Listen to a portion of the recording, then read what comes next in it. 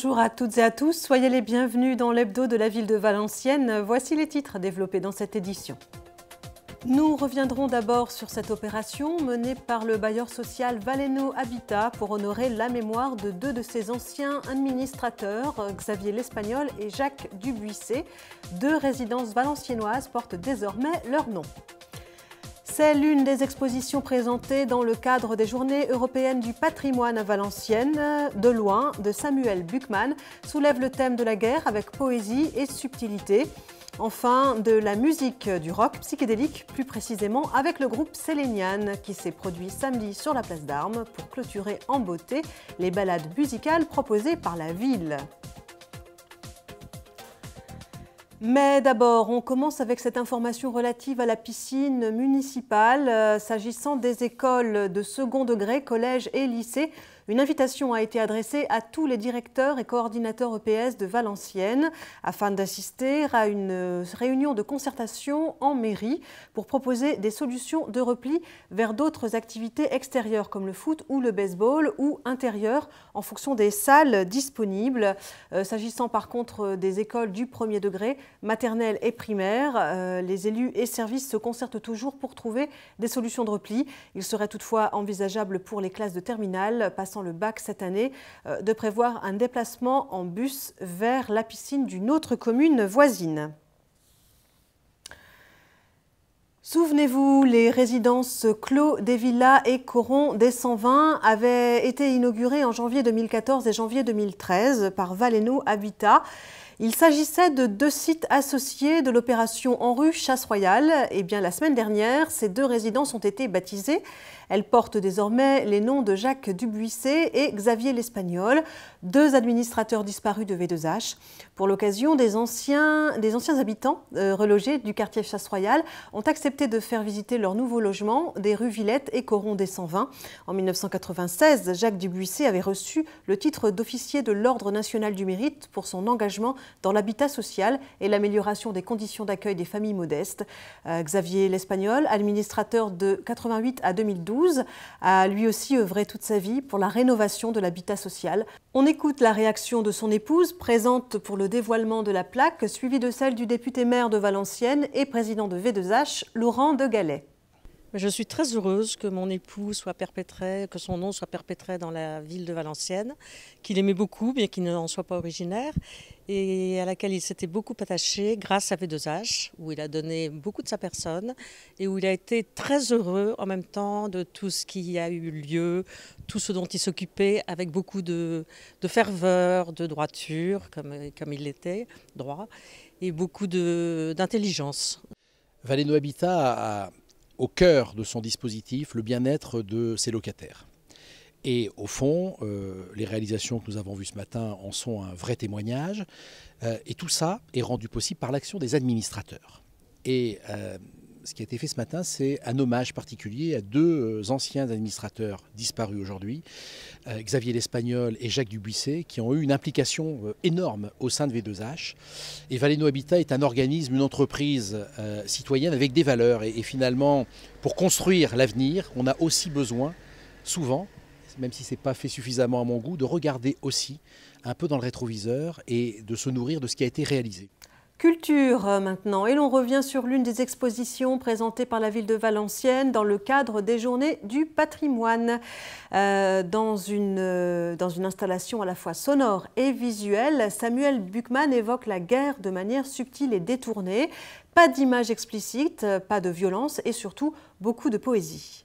Depuis une petite année, donc, je travaille sur cette exposition et ma démarche a été de travailler sous l'angle du paysage, notamment, de l'architecture, de l'animal, en tout cas du vivant. Je ne voulais pas montrer des images trop directes, que ça fasse...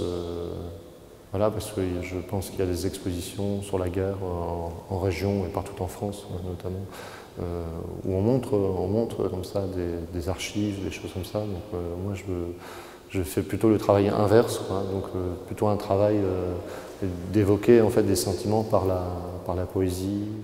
Et dans le travail de Samuel Buchmann, le rapport au corps est toujours présent. En témoigne cet ensemble de peintures réalisées avec des antiseptiques à usage médical, de la salive et du souffle, une manière d'évoquer la blessure sans jamais la montrer.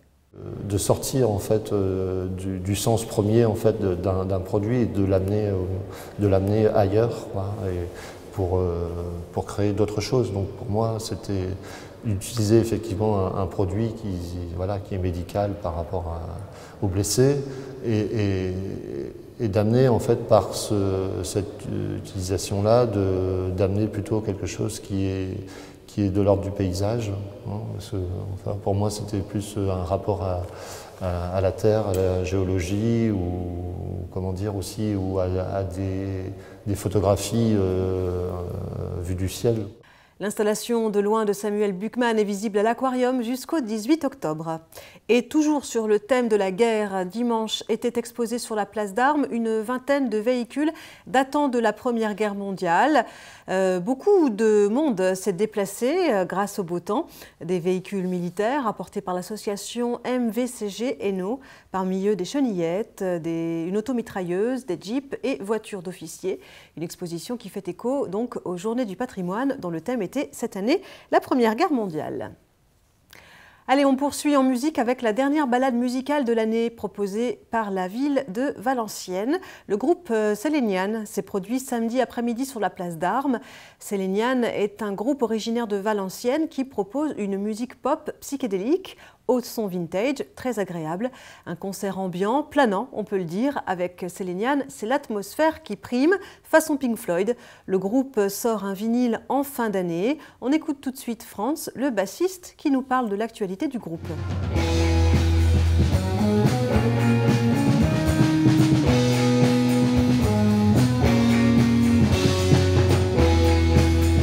En fait, l'année dernière, donc en janvier 2013, on a postulé pour un concours qui s'appelait les Inrock Club, donc qui est le tremplin un peu des Inrocuptibles, le magazine français.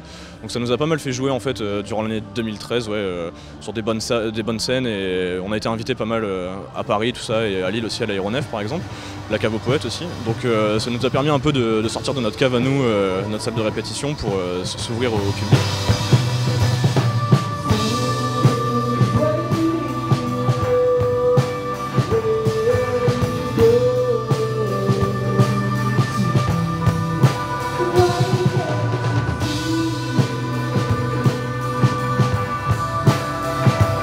L'actualité vraiment concrète, c'est qu'on va sortir un EP sur un vinyle qui sortira donc début novembre, je pense. Et suite à ça, on va sortir un deuxième EP en fait qui va sortir assez rapidement avec les titres qu'on a enregistrés cet été. Alors, sortir un vinyle, c'est pas commun aujourd'hui. Non, justement, en fait, la démarche de la sortie du vinyle, en fait, elle s'accorde un peu avec nos influences qui sont un peu rustique, on va dire. Donc, rétro plutôt, oui. Vintage, dirons-nous même. Et donc en fait, le vinyle, voilà, c'était le premier support le plus utilisé. Et puis bon, ça revient beaucoup à la mode en fait. Et donc là, en gros, ce qu'on a beaucoup aimé surtout, c'est le fait d'avoir une grande pochette qui fait donc 12 pouces avec un super artwork qui a été réalisé par un ami. Donc je pense que ça va être un bel objet. Voilà, et côté concert, sachez que Selenian jouera à la Péniche de Lille le 19 novembre et au Phénix de Valenciennes le 15 mars prochain. Et comme chaque semaine, voici quelques idées de sortie pour votre week-end. L'association Emera organise un repas de gala ce vendredi 3 octobre. Le repas est aujourd'hui complet, mais l'association continue son appel aux dons dans le cadre de la défiscalisation. Ces dons lui permettent de mener ses projets à terme parallèlement à l'aide des tutelles. Si vous souhaitez soutenir Emera, contactez les 03 27 27 83 90. Et puis samedi 4 et dimanche 5 octobre, ne manquez pas l'édition 2014 de Val Floral. Vous y trouverez une grande variété d'arbres, de fleurs et même de quoi faire votre marché. Cette année, la manifestation fera la part belle aux saveurs et senteurs d'ici et d'ailleurs. C'est au complexe sportif Vauban et c'est la 17e édition. Et puis, dès vendredi 3 octobre, dans le cadre des 50 ans de l'Université de Valenciennes, on vous propose une exposition photographique appelée « Regards décalés » sur la place d'Armes, une exposition de Laurent Mailleux. C'est la fin de ce journal. Merci de nous avoir suivis. À la semaine prochaine.